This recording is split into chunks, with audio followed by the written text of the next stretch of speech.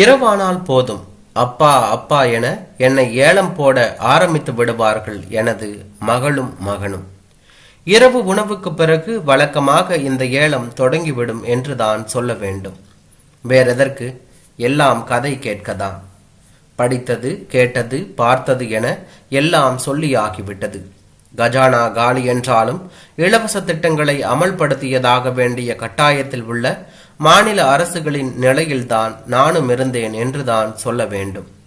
அப்பா, சீக்கிரமா வர்றீங்களா இல்லையா என கூப்பாடு போட்ட கையோடு, இந்த அப்பா ரொம்ப மோசம், வர வர ரொம்ப தான் பிகு பண்றாரு என்று அலுப்பு புராணம் அழுகையாக மாறுவதற்குள் எதையாவது சொல்லி சமாதானம் செய்யலாமென நினைத்தபோது எனது மகள் தனது தம்பியை சிரிக்க வைப்பதற்காக டவலை கொண்டு தலையில் முண்டாசு கட்ட முயற்சி கொண்டிருந்ததை பார்த்த உடனேயே எனது தாத்தாவின் முகம் ஞாபகம் வந்தது. எப்படி தாத்தா திடீரென எனது நினைவுகளை நிறைத்து கொண்டார் என தெரியவில்லை. ஆனால் பிள்ளைகளுக்கு சொல்வதற்கு விஷயம் கிடைத்துவிட்டது என்றுதான் என் மனது நினைத்தது.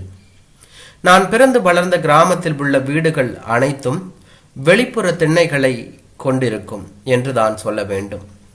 பகலில் பெரியவர்களின் பஞ்சாயத்து நடக்கும். இரவானால் கதைகள் அரங்கேறும் இடமாகவும் மாறிவிடும். இப்போது போல் இல்லாமல் பெரியவர்களும் கதை கேட்பதில் மிகவும் ஆர்வம் காட்டுவார்கள். அப்போதெல்லாம் பகலில் கதை கேட்பது வேகாத கரியை மெல்லுவதைப் போல. கதை கேட்பதற்கென்றே உருவாக்கப்பட்டதுதான் இரவு நேரம்.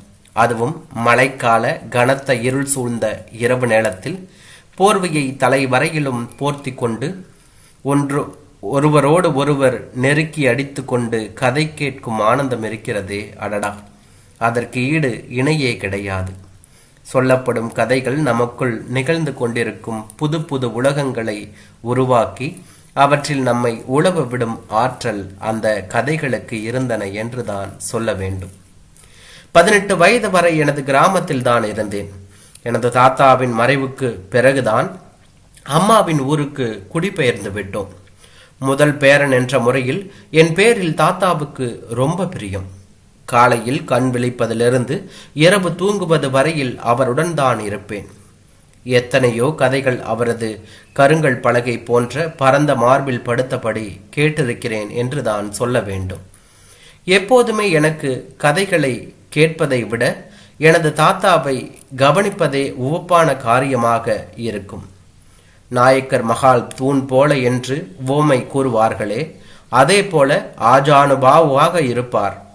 எனக்கு அது போன்ற உடல்வாகு அமையவில்லையே என்ற ஏக்கம் இப்போதும் உண்டு என்று தான் சொல்ல வேண்டும்.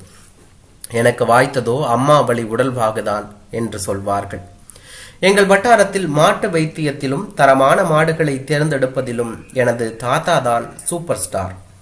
எனவே எப்போதுமே அவருக்கு சுற்று வட்டாரத்திலிருந்து அழைப்புகள் வந்து கொண்டேதான் இருக்கும் என்று சொல்ல வேண்டும்.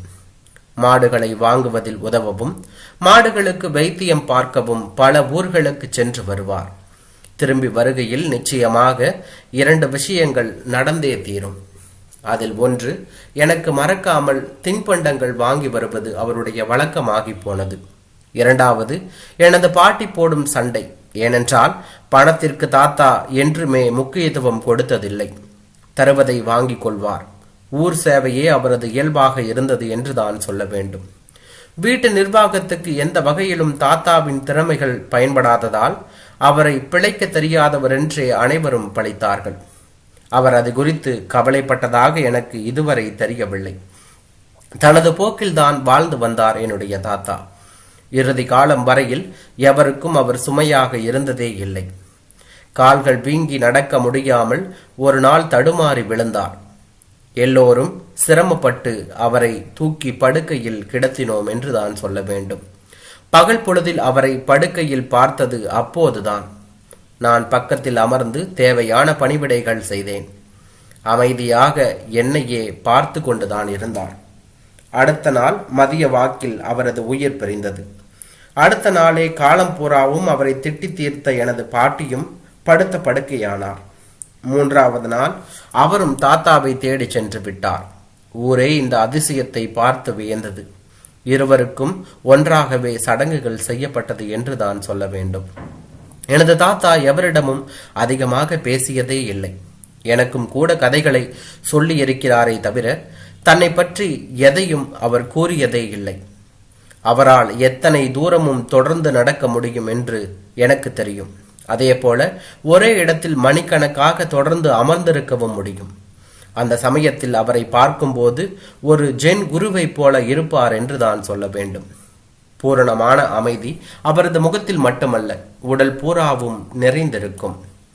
ஒரு தடவை திருச்சியிலிருந்த தாத்தாவின் ஒன்றுவிட்ட தம்பி அவரை காண வந்திருந்தார்.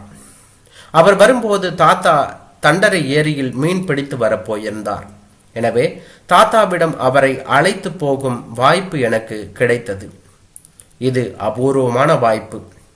ஏனென்றால் நீர் நிரம்பி கரை ததும்பும் காலத்தில் பெரியவர்கள் மட்டுமே ஏரிக்கு செல்ல முடியும். சிறியவர்களுக்கு, அதுவும் என்னை போன்ற அருந்த வாள்களுக்கு நிச்சயமாக அனுமதியே கிடைக்காது என்றுதான் சொல்ல வேண்டும். போகும்போது சரளமாக பேசிக்கொண்டே வந்தார். தாத்தாவை பற்றியும் அவர் ஒன்றிரண்டு கூறினார். என் அண்ணன், அதான் உன்னோட தாத்தா, ஒரு சமயம் இப்ப போறமே அந்த தண்டை ஏரிக்கரையில வீட்டு தேவைக்காக ஒரு பனைமரத்தை வெட்டி அதை ஏத்திக்கிட்டு வர்றதுக்கு மாட்டு வண்டியை எதிர்பார்த்து அந்த வழியே எந்த வண்டியும் வராததால ஒண்டியாளா தான் தோல்ல சுமந்து வந்து சேர்த்தது இன்னும் கண்ணிலிருந்து மறையலடா. 10 பேர் சேர்ந்தாலும் முக்கி முனகிதான் தூக்க முடியும். ஆனா யானைய போல ஒத்த ஆளா உன் தாத்தா அல்லாக்கா தோல் மேல தூக்கிக்கிட்டு வந்தாருடா. எப்பேற்பட்ட பலம், எப்பேற்பட்ட மனோதிடம் என சொல்லி சொல்லி மாய்ந்து போனார் என்றுதான் சொல்ல வேண்டும். தண்டரை ஏறி சீக்கிரமாக வந்துவிடக் கூடாது என வேண்டிக் கொண்டே இருந்தேன் என்றுதான் சொல்ல வேண்டும். அப்போதுதானே தாத்தாவை பற்றி இன்னும் அதிகமாக தெரிந்து கொள்ள முடியும். திருச்சி தாத்தா மேலும் பேச தொடங்கினார் என்றுதான் சொல்ல வேண்டும். ஒரு சமயம் திண்ணனூருக்கு பக்கத்தில் இருந்த களத்து மேட்டிலிருந்து மாட்டு வண்டியில் நெல் மூட்டைகளை ஏற்றி வருவதற்காக நானும் உன் தாத்தாவும் போயிருந்தோம். மூட்டைகளை வண்டியில் ஏற்றுவதற்குள் இருட்டிவிட்டது. எனவே எருதுகளை இழுத்து பிடித்தபடி வலது காலை வண்டி சக்கரம் நகராமல் இருக்க அண்டை கொடுத்து பிடித்தபடி லாந்தரை பற்ற வைத்தார். திடீரென தீக்குச்சி வெளிச்சம் கண்டு எருதுகள் மிரண்டு வண்டியை இழுத்து விட்டது. நானோ வண்டியின் பின்பக்கம் உட்கார்ந்திருந்தேன். சுதாரிப்பதற்குள் முழு வண்டி பாரமும் உன் தாத்தாவின் வலது கால் மீது ஏறி இறங்கிவிட்டது. நான் பதறி போய்விட்டேன். ஒன்றுமில்லடா என்று என்னை சமாதானம் செய்துவிட்டு சாதுரியமாக எருதுகளை அடக்கி நெல் மூட்டைகளை ஊர் கொண்டு வந்து சேர்த்து விட்டார். வீட்டில் யாருக்கும் சொல்லக்கூடாது என்று கட்டளையும் விட்டார். பயத்தோடு அவரது காலை பார்த்தால் என்ன ஆச்சரியம், லேசாக வீங்கி இருந்தது, அவ்வளவுதான். புளிப்பத்து போட்டதோடு சரி. தாத்தாவை பார்க்க பட்டாபிராமிலிருந்து ஒருவர் வருவார். எப்போதும் பிரம்பு பிடிவுள்ள பெரிய குடையுடன் தான் வருவார். அவர் வந்துவிட்டால் இருவரும் பேசியபடியே தண்டரை ஏரியில் காடென ஆள் உயரத்திற்கு வளர்ந்திருக்கும் தக்கை பூண்டுகளுக்கு இடையில் புகுந்து தொலைதூரம் சென்று அமர்ந்து கொள்வார்கள். கூடவே நானும் செல்வேன். அடுத்து பட்டாபிராம்காரர் தனது குடையை லேசாக பிரித்து அதனுள் இருந்து மிக்சர் பொட்டணத்தை எடுப்பார். குடை பை போலவும் பயன்படும் என்பதை அன்று எனக்கு தெரிந்து கொண்டேன். மிக்சர் பொட்டணத்தை பேருக்கு கொஞ்சம் அவர்கள் எடுத்துக்கொண்டு என்னிடம் தந்து விடுவார்கள். அவர்கள் பேசுவது எனக்கு ஒன்றுமே புரியாது. என்றாலும் என்ன, மிச்சர் லாபம் தானே என்று நினைத்துக் கொள்வேன். மாடு பிடித்து வர தாத்தா ஓங்கோளுக்கு போயிருந்த சமயம் பட்டாபிராம்காரர் வந்திருந்தார். தாத்தா இல்லை என்றதும் என்னிடம் மிச்சரை கொடுத்துவிட்டு கிளம்பியவரிடம், தாத்தா கிட்ட தான் பேசுவீங்களா, என் கூட பேச மாட்டீங்களா என நான் கேட்டேன். இதை அவர் சற்றும் எதிர்பார்க்கவில்லை. என்னை சற்றென்று அணைத்தவர், சரி வாயன், ஏரி பக்கம் போய் பேசுவோம் என்றபடி என் கையை பிடித்து கொண்டு நடக்க ஆரம்பித்தார். நானும் இதை எதிர்பார்க்கவே இல்லை. வழக்கம் போல என் தாத்தாவும் அவரும் உட்காரும் இடத்தில் அமர்ந்து என்னுடன் பேசலானார் என்று தான் சொல்ல வேண்டும். வெள்ளைக்காரன் நம்ம தேசத்தை ஆண்ட காலத்திலிருந்து உன் தாத்தாவை எனக்கு தெரியும். அப்ப நான் சுதந்திர போராட்டங்கள்ல தீவிரமாக பங்காற்றியதால் அரசாங்கம் என்ன எப்படியாவது பிடிச்சு ஜெயில்ல போடணும்னு முயற்சி செஞ்சது. இந்த வட்டாரத்தில் இருந்த தேசபக்தர்களுக்கும் தலைமைக்கும் இடையே தகவல் பரிமாற்றம் என் மூலமாக தான் நடந்து வந்தது. இதை எப்படியோ தெரிந்து கொண்ட போலீசார் என்னை எப்படியாவது பிடித்து போட வேண்டுமென்று தனிப்படையே அமைத்து தீவிரமாக தேடி வந்தார்கள் என்று தான் சொல்ல வேண்டும். ஒரு தடவை விடியற்காலை 4 மணி இருக்கும். இந்த பகுதியில் இருந்த ரயில்வே சங்க தலைவரை சந்தித்து தலைமையின் தகவலை தருவதற்காக போய்கொண்டிருந்த போது ரகசிய போலீஸ் என்னை பின்தொடர்ந்து வருவதை கவனித்து விட்டேன். நான் அவர்களுக்கு போக்கு காட்டி ஏமாற்ற எவ்வளவோ முயற்சி செய்தும் முடியாமல் ஒரு கட்டத்தில் அவர்கள் என்னை பிடிக்க ஓடி வருவதை பார்த்து நானும் வேகமாக ஓடினேன். அப்படி இப்படி ஓடி தண்டரை ஏரி பக்கம் வந்து விட்டேன். அப்போது ஏரி வறண்டு இருந்தது. ஆள் உயரத்திற்கு தக்கை பூண்டு செடிகள் காடு போட வளர்ந்திருந்தன. என்னிடம் முக்கியமான ஆவணங்களும் நிறைய இருந்தன. எனவே தக்கை பூண்டு காட்டுக்குள் நுழைந்து விட்டேன். நான் நன்றாக வெடிந்து விட்டது. எப்படி போவது என்று எனக்கே தெரியவில்லை. பழக்கமானவர்களுக்கு மட்டும்தான் ஏரிக்குள் அங்குமிங்கும் சாரை பாம்பை போன்று செல்லும் ஒத்தையடி பாதைகள் அடையாளம் கண்டு தக்க ஊருக்கு போக முடியும். ஆள் உயர தக்கை பூண்டுகள் என்னை எவ்வளவு நேரம் காக்கும் என தெரியாததால் குருட்டாம் போக்கில் நடந்து கொண்டிருந்தேன். சுற்றி சுற்றி வருவதற்காக தோன்றியதே தவிர எந்த மூளையையும் தொட்டதாக தெரியவில்லை. ஒரு வழியாக தக்கை பூண்டு காட்டை விட்டு வெளியேறிவிட்டேன். எந்த பக்கம் வந்து உள்ளேன் என்பது எனக்கு இதுவரை தெரியவில்லை. நண்பகலாகிவிட்டு இருந்தது. பசி ஒரு பக்கம், அடுத்து என்ன செய்வதென்று தெரியாத நிலை ஒரு பக்கம் இருந்தது. நான் ஏரியை ஒட்டியிருந்த வயற்பரப்பை தாண்டி ஊருக்குள் நுழைந்தேன். அதுதான் நிர்மலச்சேரி என்ற இந்த கிராமம். அதற்குள் ஏதோ ஒரு கணக்கு போட்டு போலீசார் என்னை தேடி இந்த கிராமத்திற்கும் வந்து விசாரிக்க ஆரம்பித்து விட்டார்கள் என்று தான் சொல்ல வேண்டும்.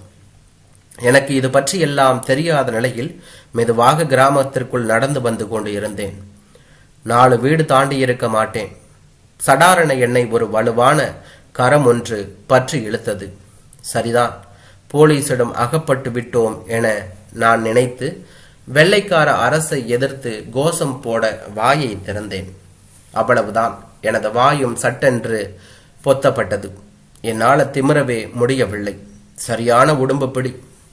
ஒரு மூளைக்கு இழுத்து போய் உஷ் என எச்சரிக்கை செய்தபடி உன் தாத்தா எனது சட்டையை கலட்டினார். நான் மந்திர பயப்பட்டவன் போல அவருக்கு கட்டுப்பட்டேன். ஒரு துண்டை கொடுத்து தலையில் முண்டாசாக சுற்றி கொள்ள சைகை காட்டினார். மாடுகளின் குழம்புகள் பதிந்து சேரும் சகதியுமாக இருந்த தொழுவத்திலிருந்து கொஞ்சம் மண்ணை வாரி எனது முகத்திலும் உடம்பிலும் பூசி நிமிட நேரத்தில் என்னை வேலைக்காரனாக மாற்றிவிட்டார் என்று தான் சொல்ல வேண்டும். உன் தாத்தாவுக்கு என்னை ஏற்கனவே தெரிந்திருக்கிறது. வீட்டின் முன்பக்கமுள்ள வாசலில் கொட்டி வைக்கப்பட்டிருந்த அவித்த நெல்லில் இருந்து ஆவி கிளம்பி கொண்டிருந்தது என்று தான் சொல்ல வேண்டும். அதை ஒரு கூடையில் வாரி பரவலாக கொட்டி காய வைக்கும்படி கட்டளையிட்டார். எனக்கு அவ்வளவாக பழக்கமில்லை என்றாலும் உன் தாத்தா செய்து காட்டியபடியே நானும் செய்தேன். இந்த நேரத்தில் ரகசிய போலீசார் உங்கள் வீட்டை நோக்கி விரைந்து வந்தார்கள். என்னை யார் என்று உன் தாத்தாவிடம் அவர்கள் கேட்டார்கள். அவனா, எங்க வேலைக்காரனுங்க ஐயா என்று பதிலளித்து விட்டு, என்னடா இங்க பாக்கற, பராக்கு பாக்கற, வேலையை ஒழுங்கா செய்யடா நாயே என்று என்னை பார்த்து அவர் சொன்னார். என்னை பார்த்து கண்டபடி திட்டியபடியே பக்கத்தில் இருந்த பித்தளை சொம்பை எடுத்து என் மீது வீசினார். அது சரியாக எனது தோள்பட்டையை தாக்கி காயப்படுத்தி விட்டது. அடிப்பட்ட இடத்தில் ரத்தம். அதை பற்றி கொஞ்சமும் கவலைப்படாமல் உன் தாத்தா என்னை தொடர்ந்து திட்டிக் கொண்டே இருந்தார். போலீசாருக்கு என்ன செய்வதென்றே தெரியவில்லை. என்னையா இப்படி அடிச்சு புட்டியே என கேட்டதற்கு, இந்த வேலைக்கார நாயங்களை பத்தி எங்களுக்கு தான் தெரியுமுங்க, கொஞ்சம் இடம் கொடுத்தா போதும், மடமே எனக்கு தான் சொந்தமுன்னு பட்டா போட்டு குந்திடுவானுங்க சாமி என்று பதில் கூறினார். நாங்க கூட இப்படி அடிச்சதில்லடா, நீ எங்களை விட பெரிய காட்டு மிராண்டியா இருப்ப போல இருக்கே, உன்னை பார்த்தப்பவே முரட்டு ஆளா இருக்கோன்னு நினைச்சோம். ஆனா இந்த அளவுக்கு கோபம் ஒரு மனுஷனுக்கு ஆகாதுடா. அந்த பையனுக்கு எப்படி ஒழுகுது பாரு, கொஞ்சம் அவனை போய் கவனிடா என்றபடியே அங்கிருந்து நகர்ந்து சென்றார்கள். அவர்கள் அங்கிருந்து சென்றவுடன் என்னிடம் ஓடி வந்து ரொம்ப வலிக்குதா என விசாரித்தபடியே மருந்து வைத்து கட்டினார் என்று தான் சொல்ல வேண்டும். இந்த சம்பவத்துக்கு பிறகு எனக்கும் உன் தாத்தாவுக்கும் நெருக்கமான பழக்கம் ஏற்பட்டது. அவரது தைரியம், எதற்கும் கலங்காத அமைதியான சுபாவம், மற்றவர்களுக்கு வலிய போய் உதவும் பெருந்தன்மை எல்லாமே என்னை கவர்ந்து விட்டது. தேச பக்தர்கள் ரகசியமாக கூடவும் தலைமறைவாக இருப்பதற்கும் எத்தனையோ முறை உதவி இருக்கிறார். இதுவரை யாருக்கும் தெரியாது. சுதந்திரம் பெற்ற பிறகும் கூட இது குறித்து அவர் எவரிடமும் சொன்னதும் இல்லை, என்னை சொல்ல விட்டதும் இல்லை. தான் செய்த காரியங்கள் குறித்து தம்பட்டம் அடித்துக் கொள்ளுவதை அவர் வெறுத்தார். அன்று ஆரம்பித்த தொடர்பு இன்றளவும் தொடர்கிறது என்று சொல்லி முடித்த பட்டாபிராம்காரரை பிரமிப்போடு பார்த்து கொண்டிருந்தேன். எனது தாத்தா சாவுக்கு வந்தவர்தான். அதற்கு பிறகு அவரை பற்றி எதுவும் தெரியாமலேயே போய்விட்டது. எனது பிள்ளைகளுக்கு புரியும்படி சொன்னேனா என்பது குறித்து சந்தேகம் இருந்தாலும் சொல்லி முடித்த போது எனக்கு ஒரு திருப்தி ஏற்பட்டது. இப்போதும் எனது தாத்தாவை பற்றி வேறு ஏதாவது தெரியுமா என கேட்டுக்கொண்டே இருக்கின்றார்கள். ஒரு நாள் இரவு வழக்கம் போல கதைக்கு பஞ்சம் வந்துவிட்டது. நான் ரொம்பவும் யோசிப்பதை பார்த்த எனது மகள் யதார்த்தமாக, அப்பா இன்றைக்கு உன்னை பற்றி சொல்லுப்பா என்று கேட்டபோதுதான் என்னை பற்றி சொல்ல எதுவுமே இல்லை என்பது புரிந்தது என்றான்.